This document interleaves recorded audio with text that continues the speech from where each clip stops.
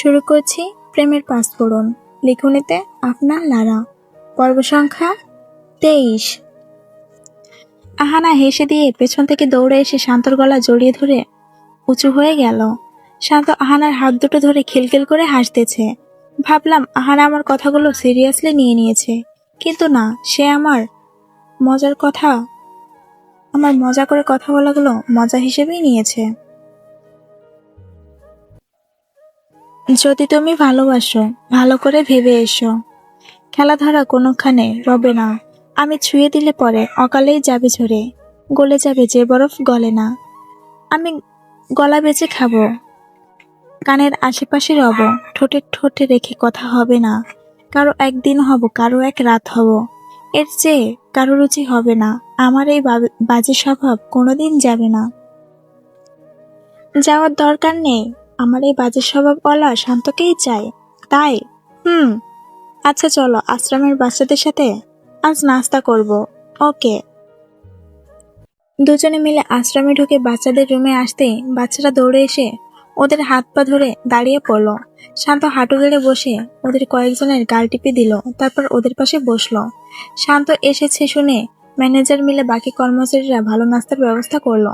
শান্ত বাচ্চাদের সাথে খেলতে খেলতে বলল সবার জন্য একই খাবারের ব্যবস্থা করতে। আরিফ আঙ্কেল খুশি হয়ে দরজার পাশে দাঁড়িয়ে আহানা শান্তকে দেখে যাচ্ছেন। আজ শান্তিমা থাকলে কতই না ভালো হতো। সবকিছুই আছে, শুধু ওনার কমতিটা রয়ে গেছে। শান্ত একটা পুচকিকে উঁচু করে ধরে ঘোরাতে ঘোরাতে বলল, মা আছে। মা এই ছোট ছোট বাচ্চাদের মাঝে আছে। এরা এখনো অবুঝ, এদের দ্বারা এখনো কোনো পাপ হয়নি। আমার মা এদের মাঝেই আছে। দেখুন না, এদের মুখে হাসি আমার মায়ের হাসির মতন। আমি এদের দিকে তাকালে আমার মাকে দেখতে পাই। আমার মায়ের দুটো প্রাণ ছিল, একটা আমি আর একটা এই আশ্রমের সবকটা অনাথ সন্তান। আমার মা এদের খুব ভালোবাসতো। আহানা আশ্রমের বাইরে পিলারটা ধরে ডোবার দিকে তাকিয়ে আছে। হঠাৎ করে মাথার ভেতর টনটন শুরু হয়ে গেছে। মাথার ভেতর জ্বালা পোড়া শুরু হয়ে গেছে। অস্বস্তি লাগতেছে অনেক। লেখিকা আপনাদের জন্য এখানে একটা নোট লিখে গেছে, আমি সেটা বলতেছি। আপনাদের একটা কথা বলতে চাই। আপনারা অনেকেই বলতেছেন আহানা যেন তার মা বাবাকে খুঁজে পায়, কিন্তু বাস্তবে এমনটা হয় না। এটা সিনেমায় হয় যে হারিয়ে যাওয়া মা বাবা ফিরে আসে। বাস্তবে একবার হারালে আর পাওয়া যায় না। গল্পের থিম আমি বাস্তব থেকে নিয়েছি, তাই কাল্পনিক কিছু যোগ করব না। আশ্রমের অনাথেরা অনেকেই তাদের মা বাবা পায়, তবে আসল না। যারা দত্তক নেয় তাদের পায়, আসল মা বাবাকে পায় না তারা। আহানাও পাবে না। আবার গল্প ফিরে আসছি। আহানা, আসো নাস্তা করবা। তুমি আবার সেখানে গেছো? আহানা শান্তর সামনে এসে ওর হাত ধরে বলল, একটা জিনিস চাইবো, দিবেন? সব তোমার। এই ডোবাটা আমার নামে করে দিন। কি করবে? আমি ডোবাটায় মাটি ফেলে ভর্তি করে একটা পার্ক তৈরি করবো এখানে, আশ্রমের বাচ্চাদের জন্য। তাদের খেলার জন্য আশ্রমে তেমন কোনো সুব্যবস্থা নেই। আর আর আর আবার কোনো মা বাবা তাদের অবৈধ সন্তানকে ফেলতে আসলে ডোবায় ফেলবে না, পার্কে ফেলে যাবে। সে বড় হলে কেউ তাকে বলতে পারবে না যে তোমাকে তো ডোবায় ফেলে গিয়েছিল, বলবে তোমাকে পার্কে রেখে গেছে। একটু হলেও তো সম্মান থাকবে, তাই না? শান্ত আহানার মাথা ধরে ওকে কাছে টেনে আনলো। ঠিক আছে, আমি এখানে পার্ক বানিয়ে দিব। ধন্যবাদ। আহানা আর শান্ত নাস্তা করে বের হতেই দেখলো নওশাদ আর রূপা এসেছে আশ্রমে। কি রে শান্ত, রিপোর্ট কবে যাবি তোরা? আমরা আর তর্স হয়েছে না। কি রে শান্ত, রিসোর্টে কবে যাবি তোরা? আমার আর তর্স হয়েছে না। তোরা বললে আজ দুপুরে খেয়ে রওনা দেব। রিসোর্ট এখান থেকে 10 মিনিটের পথ। ভাইয়া, আমি একটা কথা বলি। আমরা এখন তো সকালের নাস্তা করেছি, এখন গেলে কেমন হয়? রূপা, আজ তো বউ ভাত। তাই তো। আচ্ছা, তাহলে আমরা বরং দুপুরেই যাব। চারজন মিলে সেই সরু পথটা ধরে হাঁটতেছে। সামনে নওশাদ আর রূপা, পেছনে শান্ত আর আহানা। সরু পথটার দুপাশে বিরাট বিরাট ঝাউ গাছ, আর দুপাশে ধানের ক্ষেত। পথটা মাটির। আহানার পথের দিকে চেয়ে হাঁটতেছে, মাঝে মাঝে চুলগুলো কানে গুজে দিচ্ছে, আর শান্ত পকেটে হাত ঢুকিয়ে সেন্টার ফ্রেশ চিবাচ্ছে। নওশাদ জায়গাটার ভিডিও করাই ব্যস্ত। রূপা একটা পকেট মিরারের আইব্রো ঠিক করছে হেঁটে হেঁটে। আহানা কাদায় পা দিতে পা আটকে গেল, আর সে দুম করে পড়ে যেতে নিতে শান্ত ধরে ফেললো ওকে। আহানা মুখ তুলে চেয়ে দেখলো শান্ত আরেকদিকে তাকিয়েছে। আহানা হেসে ওর হাত জড়িয়ে ধরে আবার হাঁটা ধরলো। বাসায় এসে দেখলো অনেক মেহমান এসে গেছে। তাড়াতাড়ি করে আহানা শাড়ির আঁচল নিয়ে মাথায় ঘোমটা দিয়ে দিল। সবাই আহানার থুতনি ধরে টেনে বলতেছে, বাহ কি সুন্দর। আহানা দাঁত কেলিয়ে তাকিয়ে আছে হুপু আর বাকিদের দিকে। আহানা, ওমা কি সুন্দর কোমরের বিছা দিয়েছো তুমি। আমি তো একদমই খেয়াল করিনি, অনেক সুন্দর এটা। তাই না ফুপু, কি কিউট তাই না? এই তুই এত লাফাচ্ছিস কেন? ও আচ্ছা, তাহলে এটা তুই দিয়েছিস? জি, আর কে দিবে? বাহ, পছন্দ তো মাশাআল্লাহ। বউ, কোমরের বিছাও। বউ ভাতের অনুষ্ঠান জমজমাট হয়েছে নওশাদ, রিয়াজ আর সূর্যের কারণে। ওরা লুঙ্গি ডান্স দিয়েছে, তার উপর ঘোড়ার গাড়ি করে 1 কিলোমিটার ঘুরেছে। তাদের ইচ্ছা পূরণ হলো অবশেষে। 3টা বেজে গেছে। নওশাদ, রূপা আর শান্ত আহানার বাবা আর পরিবারের সবাইকে বিদায় জানিয়ে বেরিয়ে পড়লো রিসোর্টের উদ্দেশ্যে। রিকশায় বসে আহানা বাইরের ঝাউ গাছগুলো দেখছে, আর শান্ত গালে হাত দিয়ে আহানাকেই দেখে যাচ্ছে শুধু। হঠাৎ ডাক্তারের কথা মাথায় আসতে তাকে কল করলো সে। ওমা, তার দেখি ফোনই নট রিচেবল বলতেছে। আজব তো। 10 থেকে 12 মিনিটের মধ্যে ওরা রিসোর্টে পৌঁছে গেল। দোতলা দালানের রিসোর্টটা, কমলা রঙের দালান, পাশ দিয়ে একটা বটগাছ অনেক উঁচুতে উঠে গেছে। আহানা দোতলার বারান্দার দিকে চেয়ে আছে, কারণ সেই বারান্দায় দাঁড়িয়ে অনায়াসে বটগাছটা ছোঁয়া যাবে। আহানা মনে মনে ভাবছে কিরকম লাগবে তখন। শান্ত আহানার তাকানো দেখে উপরের তলার চাবিটাই নিল ম্যানেজারের থেকে। নওশাদ, রূপাও দোতলায়, তবে তারা বাম পাশের ইউনিটে। সেখান দিয়ে সবুজ ঘাস ঘেরা মাঠের মতো জায়গা দেখা যায়। রূপা বটগাছ খেয়াল করেনি, করলে পাগল হয়ে যেত ডান পাশের ইউনিটের জন্য। শান্ত আর আহানা রুমে ঢুকলো দোতলায় এসে। রুমটায় ঢুকে আহানা কোনো দিকে না থেকেই বারান্দায় চলে আসলো। মাথার উপরে তুলে বটগাছটার শেষ সীমানা পর্যন্ত দেখতেছে সে। গাছটায় সিঁড়ির মতো ডিজাইন করা মনে হচ্ছে। আহানা হাত দিয়ে জায়গাটা চেপে দেখলো উঠা যাবে কিনা। মজবুত দেখে হেসে শান্তকে ডাকতে যাবে, তার আগেই শান্ত এক লাফে বারান্দা থেকে গাছের উপর উঠে গেল। আহানা ভয় পেয়ে মুখে হাত দিয়ে দাঁড়িয়ে আছে। আরে ভয় পাও কেন? আসো, তুমিও আসো, আমার হাত ধরো। না, আমার ভয় করে। আমি আছি না। আহানা হেসে শান্তর হাত ধরলো। শান্ত এক টানে ওকে গাছের উপর নিয়ে আসলো। একজনের দাঁড়ানো জায়গায় আছে, আর সেটাতে শান্ত দাঁড়িয়ে আছে, আর আহানা তার গায়ের উপর ভর দিয়ে কোনোরকম দাঁড়িয়েছে। আহানা, দেখো সাপ। সাপের কথা শুনে আহানা চিৎকার করে শান্তকে চেপে ধরলো। হি হি, হাসতেছেন কেন? তার মানে মিথ্যা? হুম। আহানা শান্তকে ধরে কয়েকটা কিল বসিয়ে দিল। কেউ দরজায় নক করতেছে মনে হয়, চলো বারান্দায় নেমে যাই। শান্ত আহানার হাত ধরে ওকে নামিয়ে তারপর নিজে নামলো। গিয়ে দরজা খুলতে দেখলো নওশাদ দাঁড়িয়ে আছে, পরনে হাফ প্যান্ট, টি শার্ট, দেখ চোখে চশমা, পায়ে স্যান্ডেল। একটা ভাব নিয়ে দাঁড়িয়ে আছে সে। ও আবার হাতে একটা ফুটবলও আছে। কি রে নওশাদ, কি হয়েছে তোর? এরকম শুটকি মাছের মতো বাঁকা হয়ে দাঁড়িয়ে আছিস কেন? শরীর খারাপ নাকি তোর? ধুর হারামি, খেলতে যাব চল, তোকে ডাকতে আসলাম তাই। খেলবো কই? আরে রিসোর্টের চারপাশে খোলা জায়গা আছে, আমি আর তুই ফুটবল খেলবো সেখানে। গোলকিপার গোলকিপার কে হবে? আমাদের বউরা আছে না। তোর মাথা গেছে? আহানা অসুস্থ, ও এত দৌড়াদৌড়ি করতে পারবে না। তাহলে বল কি খেলবি? ভাইয়া আমি বলি, বলো। কানামাছি খেলবো। রূপা এসে বলল, হ্যাঁ এটা বেস্ট হবে। ব্যাস, সবাই মিলে রিসোর্ট থেকে বেরিয়ে আসলো খোলা মাঠে। আহানা তার একটা ওড়না নিয়ে এসেছে সাথে করে। শান্ত সেন্টার ফ্রেশ চিবাতে চিবাতে বলল, তা আগে চোখ বাঁধবে কে? নওশাদ বলল, সবাই দাঁড়াও গোল হয়ে, আমি বের করতেছি। অপু 10, 20, 30, 40, 50, 60, 70, 80, 90, 100। হা হা, রূপা তুমি চোখ বাঁধবা? ধুর। রূপাকে আহানা চোখ বেঁধে দিল। চরকার মতো ঘুরতেছে সে। নওশাদ ওকে চিমটি কেটে কেটে পালাচ্ছে বারবার। অবশেষে রূপা শান্তর হাত ধরে বলল, এটা নওশাদ। তারপর চোখ থেকে ওড়না খুলে দেখলো শান্ত দাঁত খেলিয়ে তাকিয়ে আছে, আর নওশাদ রাগে খুঁজতেছে। তুমি আমাকে চিনলে না? কথাটা বলে নওশাদ এক দৌড়ানি দিল রূপাকে। দৌড়াতে দৌড়াতে দুজনে হাঁপিয়ে গেল। তারপর কিলাকিলি করে আবার ফেরত আসলো। এবার চোখ বাঁধবে নওশাদ। রূপা আহানার হাত নিয়ে নওশাদকে ধরিয়ে দেওয়ার আগে নওশাদ রূপার হাত ধরল। রূপা তো লজ্জায় শেষ। না, এটাই রূপা। রূপার হাত এত খসখসে না। আমার রূপার হাত নরম। নওশাদ এবার আহানার হাত ধরে হেসে বলল, এই তো আমার রূপা। তোমার মাথা, বেয়াদব অসভ্য। নওশাদ জিভে কামড় দিয়ে এক দৌড় দিল। এই, তোরা কি শুধু মারামারি করবি? এখনো তো আমরাই চোখ বাঁধলাম না। এবার শান্ত বাঁধল। রূপা আহানাকে অনেক দূরে নিয়ে দাঁড় করিয়ে রেখেছে। তারপর নওশাদ এর হাতে নিয়ে শান্তর হাতে ধরিয়ে দিল। শান্ত দাঁত বের করে বলল, এই হাতের আর গরিলার হাতের কোনো তফাৎ নেই।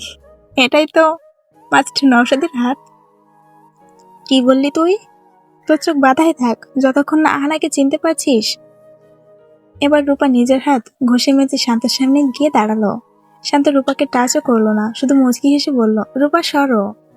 রূপা এবার আহানাকে দাঁড় করিয়ে আহানার পিছনে দাঁড়িয়ে নিজের হাত এগিয়ে এনে শান্তর হাতের সামনে নিল। শান্ত রূপার হাত ধরল না, সে তার হাত এগিয়ে এনে আহানার ঠোঁট স্পর্শ করল। আঙুল দিয়ে ঠোঁটটা এলিয়ে দিয়ে হেসে বলল, এটাই আহানা। ভাইয়া, কেমনে বুঝলেন? কেউ কেউ তো হাত ধরেও চেনে না, আর আপনি কিনা ঠোঁট ধরে চিনতে পারলেন। আহানা ঠোঁটে লিপস্টিক দেয়নি, তাই চিনেছি আমি। ওর শ্বাস নিঃশ্বাস সবকিছুর সাথে পরিচিত আমি। ও আচ্ছা, নওশাদ, দেখে শেখো কিছু। শান্ত, চল ওই পুকুরে মাছ ধরবো। চল। আর তোমরা তাকাই তাকাই দেখো। শান্ত আর নওশাদ পুকুরে মালিকের সাথে কথা বলে জাল নিয়ে এসে হাজির। রূপা পিক তুলতেছে, কারণ শান্ত আর নওশাদ লুঙ্গি পরে সেটা পেঁচিয়ে উদাম গায়ে পুকুরে নেমেছে। আহানা মুখে হাত দিয়ে আরেকদিকে ফিরে দাঁড়িয়ে আছে। প্রচন্ডভাবে লজ্জা করছে তার। এর আগে সে শান্তকে এমন বেশি দেখেনি, আর শান্তকে উদাম গায়ে দেখলো তার নিজেরই গায়ে কাটা দেয় শুধু। কিছুক্ষণ বাদে আহানা চোখ বড় করে সামনে তাকালো। তার সামনে একটা বড় রুই মাছ ঝুলতেছে। শান্ত ঝুলিয়ে ধরে রেখেছে। দেখছো তোমার যার মাছ ধরায় কত এক্সপার্ট। নওশাদ ভাইয়া কি ধরেছে? হে, আমি তো শান্ত থেকে এক কদম এগিয়ে। আমি একটা রুই মাছ আর একটা কার জামাই দেখতে হবে না? রূপার জামাই নওশাদ তো বেশি মাছ ধরবেই। পুরো কথা তো শোনো রূপা। আমি একটা রুই মাছ আর একটা তেলাপিয়া মাছের বাবু ধরছি। কথা শুনে রূপা রেগে নওশাদের চুল টেনে দিল। আর এমন করো কেন? এটা ভাজি করতে অনেক মজা লাগবে। শান্ত আর আহানা হাসতে হাসতে রিসোর্টের দিকে যাচ্ছে। রিসোর্টের রান্নাঘরে গিয়ে যিনি রান্না করবেন তার হাতে মাছগুলো দিয়ে তারা যে যার রুমে ফিরে আসলো। শান্ত গোসল করতে গেছে। আহানা শাড়ি পাল্টিয়ে একটা 3 পিস পরে নিল। আবার বারান্দায় গিয়ে দাঁড়ালো সে। বিকাল হয়ে গেছে, 5টা বাজে মনে হয়। আহানা বারান্দা থেকে উঠে বটগাছটার পা দুলিয়ে বসলো। বেশ লাগতেছে, চা হলে আরো বেশি ভালো হতো। পা দুলিয়ে এদিক ওদিক তাকাচ্ছে সে। দূর দূরান্তে কোনো বাড়িঘর নেই। বিরাট এক সবুজ মাঠ, মাঝখানে রিসোর্টটা, আর রিসোর্টের পেছনে একটা খাল বয়ে গেছে। পাশে এই বটগাছটা, আর সামনে কাতারে 1 কিলোমিটার জায়গা জুড়ে কলা গাছ লাগানো। জায়গাটা বেশ সুন্দর, ঠান্ডা, নিরিবিলি, তাই হয়তো রিসোর্টের নামও নিরিবিলি। শান্ত গোসল করে এসে দেখলো আহানা পা দুলিয়ে বসে আছে বাইরের দিকে তাকিয়ে। কিছুক্ষণের জন্য শান্তর মনে হলো এই বুঝি আহানাকে হারিয়ে ফেললো সে। দৌড়ে এসে আহানার কোমর জড়িয়ে ওকে উপর থেকে নামিয়ে নিল। আরে আরে, কি হয়েছে মানে? তুমি এত রিস্ক নিয়ে উঠে বসতে গেছো কেন? তাও আবার পা দুলিয়ে? মাথা কি গেছে তোমার? বলদা গার্ডেন একটা। কথাটা বলে শান্ত চুল মুছতে মুছতে ল্যান্ডলাইনে কল করে বলল 2 কাপ চা আর বিস্কিট পাঠাতে। আহানা গাল ফুলিয়ে বিছানায় বসে আছে। কি? হাড্ডি ভাঙলে ভালো হতো তোমার। পড়ি নাই তো, জায়গাটা সেফ, আর আমি এক হাত দিয়ে গাছ ধরে রেখেছিলাম। শান্ত হাতে থাকা তোয়ালে আহানার গায়ে ছুঁড়ে মেরে গিয়ে ঠাস করে বারান্দার দরজা লাগিয়ে ফেলল। আহানা তোয়ালে মুখ থেকে সরিয়ে অসহায়ের মতো তাকিয়ে আছে, মনে হয় এখনই বুঝি কেঁদে দেবে। তারপর শান্ত রুমের পর্দা টেনে দিল। পুরো রুম কিঞ্চিত অন্ধকার আচ্ছন্ন হয়ে গেছে। আহানা এখনো বোকার মতো চেয়ে আছে শান্তর মুখের দিকে। শান্ত এগিয়ে এসে হঠাৎ আচমকা আহানার ঠোঁটে 5 সেকেন্ড ছুঁয়ে ওকে ছেড়ে পাশ কাটিয়ে তোয়ালে নিয়ে চলে গেল আয়নার সামনে। আহানা ভূত দেখার মতো ভয়ে থ মেরে বসে আছে। হুট করে শান্ত কিস করে বসবে তা একদমই ভাবেনি সে। কি এমন করে চেয়ে আছো কেন? এটা কি নতুন নাকি? দরজা নক হলো তখনই শান্ত গিয়ে দরজা খুলে চা আর বিস্কুট নিয়ে আসলো। আহানা এখনো রোবটের মতো তাকিয়ে আছে শান্তর দিকে। চা খাওয়া শেষ করে সবাই এবার বের হলো ভূতের বাড়ি যাবে। আইডিয়াটা রূপার। সে তার গুগলে সার্চ করে বের করেছে রিসোর্টের আশেপাশে নাকি একটা প্রাচীন ভূতের বাড়ি আছে। রাতে গেলে মজা বেশি পাওয়া যাবে। রাত করে নাকি কি সব সাউন্ড আসে সেখানে। শান্ত তো এসব শুনে এক পায়ে খাড়া। সে ভূতের বাড়ি যাবেই যাবে। রইল নওশাদ আর আহানা, তারা দুজনে ভয়ে শুকনো ঢোক গিলছে।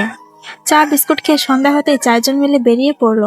বিরাট এই মাঠ শেষ হলে একটা জঙ্গল পড়বে। সেটার মাঝ বরাবর ভূতের বাড়ি জমিদার বাড়িটা অবস্থিত। শান্ত আহানার হাত ধরে হেঁটে চলেছে আরেক হাতে টর্চ। আর পিছন পিছন নওশাদ রূপা হাত ধরে আসতেছে, তাদের কাছেও টর্চ আছে। ঘুটঘুটে অন্ধকার, পিচ্ছিল মাটির সরু পথ, চারপাশে ঘাস, সেগুলো ভিজে আছে কারণ আজ সারাদিন ধরে গুড়ি গুড়ি বৃষ্টি হয়েছে। ভেজা ঘাস পায়ে লেগেই মনে হয় এই বুঝি জোকে ধরলো। আহানা প্লাজো একটু উঠিয়ে হাঁটছিল, কিন্তু যখন শুকনো জোকের কথা আবার নামিয়ে ফেললো। খালি পায়ে না লেগে জোক যদি প্লাজোতে লাগে তাহলে মন্দ কি? একটা বাদুড় উড়ে সামনে দিয়ে গেল। এটা দেখে আহানা আর নওশাদ এমন চিৎকার করলো, বাদুড় নিজেই ভয় পেয়ে তার পথের দিশা হারিয়ে কোন দিকে চলে গেল। এটা শিওর সে মানুষের চিৎকার এমন ভয় পেয়েছে যে আজ তার পরিবারের কাছে ফিরে অজ্ঞান হয়ে বিছানায় পড়ে থাকবে।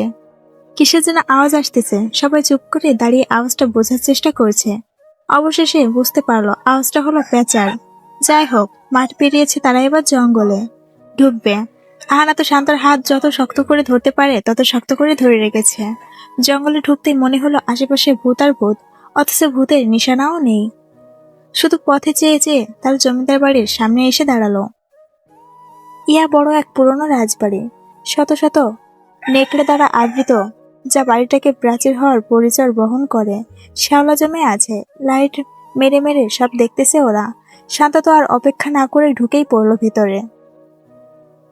কোথাও পুরনো একটা জিনিসপাতি নেই। এলাকাবাসী সব লুটেপুটে নিয়ে গেছে। এখন খালি বাড়িটা রয়ে গেছে। নওশাদ রূপা নিচের তলা ঘুরে দেখতেছে, আর শান্ত আহানাকে টেনে দোতলায় নিয়ে গেছে। শান্ত, প্লিজ চলুন ফিরে যাই, আমার খুব ভয় করতেছে, প্লিজ চলুন। আরে আমি আছি না, এত ভয় পাচ্ছ কেন? ভয় পাবো না? কি বলেন? যদি এখন ভূত এসে পড়ে বা পাগল ছাগলও তো হতে পারে, এখানে থাকতে পারে, তাই না? মেয়েটা তাহলে ওদের সত্যিকারের ভূত বানিয়ে দিব। উফ, আপনি বুঝতেছেন না কেন? শান্ত আহানার কোমর জড়িয়ে টান দিয়ে কাছে নিয়ে এসে ওর মুখ চেপে ধরলো। চুপ, একদম চুপ। এত কথা কি করে বলতে পারো তুমি? তোমার নাম অশোক? অশোকের মাঝেও এত এত কথা জোর তোমার? তো তো কি করতাম আমি? কি দরকার ছিল এত রাত করে এখানে আসার? শান্তিতে রুমে থাকা যেত না নাকি? যেত, তবে এরকম সুযোগ বারবার আসে না, বুঝলা? আমরা নিউ কাপল, আমাদের উচিত এসব এনজয় করা। আর তুমি কিনা আমাকে বকেই যাচ্ছ? আমি কাল সকালে ঢাকায় ফিরতে চাই, ব্যাস। না, কাল না, পরশু। পরেরটা পরে দেখা যাবে। হে হে হে, তোরা কারা? এখানে কি করছিস? লোকটার কথা শুনে আহানা চোখ বড় করে শান্তের পিছনে লুকিয়ে পড়লো। একটা পাগল লোক দাঁড়িয়ে আছে ওদের সামনে, হাতে লাঠি আর পরনে সাদা ময়লা পাঞ্জাবি। লোকটা আহানাকে দেখে এগিয়ে আসতে ধরতেই শান্ত হাত দিয়ে আটকালো ওনাকে। কি? লোকটা ভ্রুকুচকে বলল, তোরা এখানে কেন এসেছিস? সুখে থাকতে তোদের ভূতে কিলাই, যা চলে যা। আহানা শান্তর জ্যাকেট চেপে ধরে মুখ লুকিয়ে রেখেছে। শান্ত কিছু বলল না আর আহানাকে নিয়ে দোতলা থেকে নেমে আসলো। লোকটা এগিয়ে এসে সিঁড়িতে দাঁড়িয়ে বলল, চলে যা তোরা, আমি আমার বউরে এই বাড়িতে হারিয়েছি, তোরা হারাবি দেখিস। শান্ত থেমে গিয়ে আহানার হাত শক্ত করে ধরে নওশাদ রূপাকে ডাক দিল। কি হলো ভাইয়া? আচ্ছা রূপা, অনেক দেখা হয়েছে, চলো আমরা ফিরে যাব। রাত বেশি হয়ে গেলে বিপদ বাড়বে। আর এই লোকটাকে আমার সুবিধার মনে হচ্ছে না। কি বলো ভাইয়া? পুরো বাড়িটা তো দেখাই হলো না। লাগবে না, থাক। হ্যাঁ শান্ত, ঠিক বলেছিস তুই, চল যাই। রূপা মন খারাপ করে সেও সায় জানালো নওশাদ আর শান্তর সিদ্ধান্তে। সবাই মিলে আবার রিসোর্টের উদ্দেশ্যে হেঁটে চলেছে। অবশেষে তারা জলদি পা চালিয়ে রিসোর্টে পৌঁছে গেল। আহানা হাত পা ধুতে ধুতে বলল, আমার কথাই কানই দেন না আপনি। দিলে আজ এত কষ্ট করে জমিদার বাড়ি গিয়ে সন্ধ্যাটা বরবাদ করতে হতো না। ঘুরলেই মন ভালো হয় না, আপন মানুষের পাশে বসে থাকলেও মন ভালো হয়ে যায়। কে বুঝাবে আপনাকে? আপনি তো আমার কথাটা বুঝতেই চান না। শান্ত জ্যাকেট খুলে টি শার্টটাও খুলে আয়নায় নিজের পিঠ দেখতেছে। জঙ্গলের মাঝ দিয়ে হেঁটে যাওয়ার ফলে পোকামাকড় কিছু একটা মনে হয় কামড় দিছে, তাই তোয়ালে নিয়ে গোসল করতে চলে গেল সে। আহানা কথায় কান দিল না। আহানা বিছানায় এসে বসে আছে, চাদর মুড়ি দিয়ে বারান্দার দিকে তাকালো। পাগল লোকটার কথা মনে পড়ে ভয় লাগলো ওর। যদি এখন সেই লোকটা এই বটগাছ ধরে এখানে এসে যায়, কি করব তখন আমি? শান্ত তো এমনিতেও বিকেলবেলা সব বন্ধ করে দিয়েছিল আমি গাছে উঠেছিলাম বলে। আমি তাও খুলছি বারান্দার দরজা বটগাছটা দেখার জন্য। বটগাছ দেখতে হবে না আর। আহানা উঠে গিয়ে বারান্দার দরজাটা লাগিয়ে দিল, পর্দাও টেনে দিল। লাগবে না বারান্দায় যাওয়া, গা এখনো গুলিয়ে আসতেছে আমার। আবার এসে বিছানার মাঝখানে বসে চাদর গায়ে পেঁচিয়ে ঘাপটি মেরে বসে রইল সে। যত দোয়াদুরত আছে সব পড়া শেষ। শান্ত বাথরুম থেকে বের হলে ওকে জড়িয়ে বসে থাকবো, তাহলে ভয় যাবে। শান্ত কয়েক মিনিট বাদেই বের হলো। বেরিয়ে দেখলো আহানা চাদর মুড়ি দিয়ে ঢুকতেছে। কি হয়েছে, ভূতে ধরলো নাকি তোমাকে? না, যদি ওই লোকটা এসে যায়? আরে কিছু হবে না, ওই লোকটা তো ওখানেই থাকে। তুমি এখনো ওসব নিয়ে ভাবতেছো? বাদ দাও এসব। এখন আমরা রুই মাছ খাবো। পুকুরের টাটকা টাটকা মাছের তরকারি সেই লাগবে খেতে। আমি রুম সার্ভিসে কল করতেছি, বসো তুমি। প্লিজ এখন না, আরেকটু পর, আমার খিদা নেই এখন। আপনি প্লিজ এখানে এসে বসুন না। শান্ত এসে আহানার পাশে বসে পড়লো, তারপর ফোন নিয়ে গেমস খেলায় মনোযোগ দিল সে। আহানা শান্তকে ধরে ওর মুখের দিকে চেয়ে আছে বোকার মতন। বিয়ের আগে এত রোমান্টিক ছিল, আর এখন কিনা বিয়ের পর পুরো আনরোমান্টিক। হাউ হাউ শান্ত গেমস খেলতে খেলতে বলল, বিকালেও তো কিস করলাম, আনরোমান্টিকের কি দেখলা তুমি? আর তোমার শরীরের অবস্থার কথা মাথায় আছে তোমার? এত কিছুর পরও তুমি আবার এত কিছু আশা করো? মাই গড, তুমি এত... এই এই কে বলতে চান আপনি? আমি এত মানে? আমি কি কিছু বলছি আপনাকে? আর কখনো কিস করতেও দিব না, আপনি খুব খারাপ। আহানা আরেক দিকে ফিরে শুয়ে পড়ল। 16 সেকেন্ড বাদে গলার কাছে শান্তর খোঁচা খোঁচা দাড়ির স্পর্শ পেতে উঠে বসে পড়ল সে। কি কি হয়েছে? এত ঢং করতে হবে না আর। তুমি এত রাগ করো কেন? আমি তো মজা করছিলাম। রাখেন আপনার মজা, আমার ভাল লাগতেছে না, আমি ঘুমাবো। রাতে খাবো না, ঘুম থেকে উঠাবেন না আমাকে। মানে কি বলতেছো তুমি? তোমাকে আমি খালি পেটে ঘুমাতে দিব না? আমি খাবো না, আপনার কি তাতে? আমার কি? দেখাচ্ছি আমার কি। আচ্ছা সরি, আর বলবো না আপনার কি, বলবো আপনার কিছু না। কি? আহানা, তুমি অনেক দুষ্ট হয়ে গেছো। কবে বুঝি শান্তশিষ্ট ছিলাম? ও, তাহলে এটা আগের স্বভাব ছিল? আমাকে দেরি করে দেখাইলা, এই তো? হুম। মুখ থেকে আপনার হাত সরান, আমার মুখ ব্যথা হয়ে গেছে। আহানা। কি? অনেক ভালোবাসি তোমায়, কখনো ভুল করে আমাকে ছেড়ে যাবে না তো? না। শান্ত আহানাকে জড়িয়ে ধরে ওর গলায় মুখ গুজলো। আহানা হালকা চোখ বুজে শান্তকে ধরে রাখলো। তারপর শান্তর ভেজা চুলে হাত বুলাতে লাগলো সে। আমাকে চুল মোছার জন্য বকা দিয়ে এখন নিজেই চুলে সব পানি রেখে দিছে। কথাটা বলে আহানা তার বাড়িয়ে নিজের ওড়নার পাশ থেকে নিয়ে শান্ত চুলগুলো মুছতে লাগলো। শান্ত আহানার গলায় বারবার খোঁচা দিচ্ছে দাড়ি দিয়ে। আহানা নড়তে নড়তে অনেক কষ্টে চুল মুছে দিল ভালো করে। একটা সময় শান্ত আহানার গলা থেকে মাথা উঠিয়ে ছো মেরে ওড়নাটাই নিয়ে নিল আহানার থেকে। কি? এত মুছে কি হবে? এমনিতেও শুকাই যাবে। তুমি যেভাবে মুছতেছো যেন আর শুকাবে না। চুলে পানি থাকা ভালো কথা না। তুমি প্লিজ আমার আম্মুর সব ডায়লগ মেরো না। আমি আপনার আম্মুর কাছে বিচার দিব কিন্তু। আমার মায়ের সাথে আমি কথা বলতে পারি, কিন্তু তুমি না। আমিও পারি, কারণ এখন থেকে তো আমিও আপনার অংশ হলাম, তাই না? তাহলে তো আমিও কথা বলতে পারবো। আর মা আমাকে বেশি ভালোবাসে। তাই নাকি? কে বললো তোমায়? কে আবার? মা বললো। তুমি মাকে জিজ্ঞাসা করিও। 1 মিনিট। তুমি তুমি আমাকে তুমি বললা? সরি, মুখ ফসকে বলে দিছি। ইটস ওকে, তুমি শুনতে ভালোই লাগে। তুমি আপনি তুমি আপনি একটাবার এটা বলবো? পুরোপুরি বলার সাহস নেই আমার। কেন, আমি কি তোমায় খেয়ে ফেলবো নাকি? হ্যাঁ। হ্যাঁ শুনে শান্ত ভ্রুটা নাচিয়ে তাকিয়ে রইল ওর দিকে। আহানা দাঁত কেলিয়ে ভিজে জিভে এক কামড় দিয়ে চুপ করে রইল। মাঝে মাঝে যত সব উল্টাপাল্টা কথা বলে ফেলি। আজ তোমাকে ছাড়বো না। আহানা দা পাতানো বউটু, রিয়েল বউ।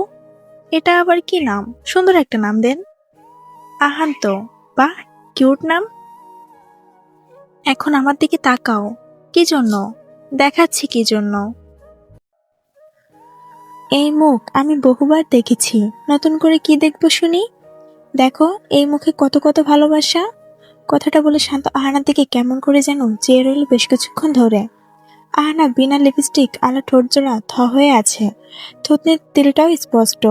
হাত দিয়ে সেটা ধরে টেনে দিল সে। রুমটা এতক্ষণ বাতি জ্বলছিল কারেন্ট ছিল বলে, তবে এখন মোমবাতি জ্বলতেছে কারেন্ট চলে গেছে বলে। আহানা আর শান্ত দুজনে বিছানায় হেলান দিয়ে বসে সামনের আয়নার দিকে চেয়ে আছে। আহানা শান্তর বাম হাতটা জড়িয়ে ওর কাঁধে মাথা রেখে চুপটি করে আছে। চারদিক নিস্তব্ধ, কোথাও কোনো আওয়াজ নেই। মেঘের ডাক শোনা গেল হালকা করে, হয়তো বৃষ্টি আসবে। আর বৃষ্টি আসার আগেই কারেন্ট আলা ভয় পেয়ে কারেন্ট নিয়ে পালাইছে। রুম সার্ভিসের লোক এসে খাবার দিয়ে গেছে কিছুক্ষণ আগে। শান্ত লোভ সামলাতে পারছে না আর। টাটকা রুই মাছের ঝোল, তাও তার হাতের মাছ ধরা। আহা আহা, তার সাথে সরিষার তেল দিয়ে শসা টমেটো সালাদ, লাজবাব। আর সাদা ভাত, আর এক বাটি দেশি মুরগির মাংস। দেরি না করে হাত ধুয়ে খাওয়াই লেগে গেল সে। আহানা বালিশে মাথা রেখে বারান্দার পর্দাটার দিকে চেয়ে আছে। পর্দাটা হালকা সরে যাওয়ার বাইরের দৃশ্য দেখা যাচ্ছে, অন্ধকার আর অন্ধকার। তবে বজ্রপাতের কারণে মাঝে মাঝে বটগাছটা স্পষ্ট দেখতে পাওয়া যায়। কাঁধে কারো হাতের স্পর্শ পেয়ে লাফ দিয়ে উঠে বসলো আহানা। শান্তকে দেখে দম ফেললো সে। হুট করে অন্য মনস্ক হয়ে থাকলে কাছের মানুষও যদি এসে স্পর্শ করে, তাও কলিজা কেঁপে ওঠে। শান্ত ভ্রুকুচকে বলল, কি এত ভাবো তুমি? তুমি তো খেতে এলে না, দেখো আমি খেয়ে নিয়ে তোমার জন্য নিয়ে এসেছি। চলো তোমাকে খাইয়ে দিব, হা করো। আহানা শান্তর কথা মতো খেতে রাজি হলো। নিয়ম অনুযায়ী হা করলো ও। খাচ্ছে, তবে তেমন ভালো লাগতেছে না আর ফিল হচ্ছে না। নিমিষে চোখ দুটো বন্ধ হয়ে গেল তার। জ্ঞান হারিয়ে দুম করে বিছানা থেকে পড়ে যেতে নিতেই শান্ত এক হাত দিয়ে ওকে টেনে ধরে ফেললো, আর এক হাতে তার ভাতের প্লেট। আহানার নাম ধরে ডেকে প্লেটটা বিছানায় রেখে আহানাকে কোলে নিয়ে আসলো। আহানার চোখ খুলতেছে না দেখে ভীষণ ভয় লাগলো ওর।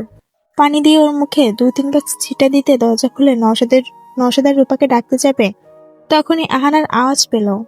আহানা হালকা কণ্ঠে বলতেছে, আমি ঠিক আছি। শান্ত আর সেদিকে গেল না। আহানার কাছে ফিরে এসে ওর হাত দুটো ধরে পাশে বসলো, চোখে মুখে ভয় আর চিন্তার ছাপ। এত এত সুখের মুহূর্তে এভাবে আহানার অসুস্থতার কথা সে একদমই ভুলে গিয়েছিল। আহানাকে শক্ত করে ধরে বসে আছে সে। ফোন নিয়ে 20 বার ডাক্তারকে কল করলো। তার ফোন অফ, আর তার উপর নেট যায় আবার আসে। বিরক্ত হয়ে ফোন ছুঁড়ে মারলো সে। আপনি এত চিন্তিত হবেন না, আমি ঠিক আছি। না, তুমি ঠিক নেই, আমি কালই ঢাকায় ফিরে যাব তোমাকে নিয়ে। আমারও এখানে একদম ভালো লাগতেছে না, চলে যাব আমি। শান্ত ফোনটা ফ্লোর থেকে নিয়ে আবারও ট্রাই করতেছে ডাক্তারকে কল করার। পিছন থেকে আহানা উপস্থিতি টের পেল সে। আহানা ওকে পেছন থেকে এসে জড়িয়ে ধরেছে, ওর পিঠে মাথা ঠেকিয়ে চুপ করে আছে। ভয় করতেছে তোমার? আমি আছি না, আমি তোমার কিছু হতে দিব না আহানা। মৃত্যুর ভয় আমার হচ্ছে না, আমার ভয় হচ্ছে আপনাকে ছেড়ে কি করে থাকবো সেটা নিয়ে। ওপারে গেলে তো। শান্ত আহানার মুখে হাত দিয়ে ওর কথা বলা থামিয়ে দিল। তোমার শুধু রক্তশূন্যতা রোগ, আর কিছু না, বড় কিছুই না, বুঝছো তুমি? আহানা পা উঁচু করে শান্তর গলা জড়িয়ে ধরলো ওকে। কান্না থামানোর একমাত্র কৌশল এটা। শান্ত হাত থেকে ফোনটা ছেড়ে দিল, তারপর আহানাকে কোলে তুলে বিছানার কাছে চলে আসলো।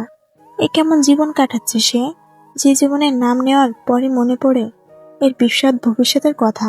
একজন আপনজনকে হারানোটা একজন আপনজনকে হারানোটা আজ পর্যন্ত সে মেনে নিতে পারেনি।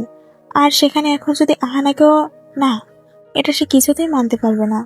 মায়ের হারিয়ে যাওয়াটা তাকে তিলে তিলে কষ্ট দিচ্ছে, আর আহানা হারিয়ে যাওয়া তাকে একেবারেই মেরে ফেলবে। আহানাকে বিছানায় নামিয়ে দিয়ে সে ভাবলো বারান্দায় দাঁড়িয়ে মনকে শক্ত করবে, কিন্তু না, তার এই ভাবনায় ছেদ ঘটলো। আহানা এক হাত দিয়ে শান্ত জামাটা ধরে রাখলো। সে শান্তকে নিজের কাছে টেনে নিল। শান্ত শান্ত এখন এই অবস্থাতে চায় না আহানার কাছে যেতে। এমনিতেও ওর শরীর খারাপ, কিন্তু আহানা সব ভুলে শান্তকে খুব কাছে নিয়ে আসলো। হয়তো আহানাও জানে সে বাঁচবে না। শেষবারের মতো প্রিয় মানুষটিকে নিজের করে নিতে তো কোনো বাধা নেই। আহানা শান্তর মুখটা দুহাতে দিয়ে বারবার শ্বাস টান দিচ্ছে। বুকের ভেতরটা জ্বলে যাচ্ছে তার। মনে হয় কিছু একটা আঘাত করছে তাকে ক্রমশ। আহানা, তুমি আমাকে এখন এই মুহূর্তে কাছে টেনে নিয়ে কি বোঝাতে চাও? তুমি আমার কাছে থাকবা না? আমি তোমাকে কোথাও যেতে দিব না। তুমি আমার পাশে থাকবে, যেতে দিব না আমি। আচ্ছা, গেলাম না। তাহলে কি কাছে আসবেন না? আহানাকে ভালোবাসার পুরো মন মানসিকতা তার আছে, কিন্তু আহানার শরীর ভালো নেই বলে সে আহানাকে কাছে টেনে নিচ্ছে না। আহানা সেটা বোঝার চেষ্টা করেও করতেছে না। ওর ধারণা হলো অন্য কিছু, অন্য পথ, অন্য চিন্তাধারা। রাত 12:01। আহানা শান্তর সাথে আষ্টে পিষ্টে জড়িয়ে ঘুমাচ্ছে। শান্ত এক হাত দিয়ে ওর মাথায় হাত বুলাচ্ছে। থেমে থেমে আহানার শরীরে সব অসুস্থতা মনে হয় যেন শান্তকে নিয়ে নিজের চোখে আঙুল দিয়ে দেখিয়ে দিচ্ছে সে। আহানার গায়ে চাদরটা ভালো করে মুড়িয়ে দিয়ে চেয়ারের উপর থেকে জ্যাকেটটা নিয়ে পড়তে পড়তে রুম থেকে বেরিয়ে গেল শান্ত। এভাবে ওর দিকে তাকিয়ে থাকার ক্ষমতা তার নেই। আজই ঢাকায় ফিরে গেলে হতো না? দালানের নিচে এসে দেখলো ম্যানেজার ঘুমাচ্ছে। শান্ত গিয়ে ওনাকে জাগালো, জিজ্ঞাসা করলো মোহনগঞ্জ থেকে ঢাকার ট্রেন কি এখন আছে? উনি বললেন এখনই তো নেই, বরং কাল সারাদিন গিয়ে বিকেলে ঢাকার ট্রেন পাবেন। শান্ত চিন্তিত হয়ে ফিরে আসতেছে রুমে। বাসে করে গেলে সে সারাদিনই লেগে যাবে। আমি কি করব এখন? আহানা জেগে উঠে বসে পড়লো। আশেপাশেও শান্ত কোথাও নেই। তার গায়ে শান্তর টি শার্টটা ছিল। তাড়াতাড়ি তাড়াতাড়ি করে বিছানা থেকে নেমে ফ্লোর থেকে জামা নিয়ে চেঞ্জ করে নিল সে। শান্ত কোথায় গেল আমাকে ছেড়ে? এসব ভাবতে ভাবতে ওড়না নিয়ে দরজার পাশে যেতে দেখলো শান্ত সিঁড়ি বেয়ে উপরে আসতেছে।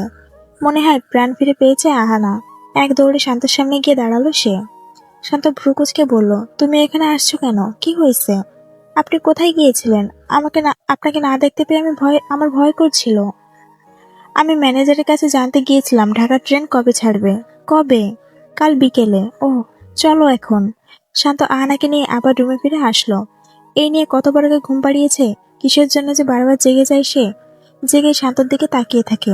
শান্ত বিরক্ত হচ্ছে না একটুও। তাকে আহানাকে হারানোর ভয় গ্রাস করছে রীতিমতো। আহানা, প্লিজ ঘুমাও। আসতেছে না তো? তাহলে চলো। কোথায়? আমি যেখানে নিয়ে যাব সেখানে।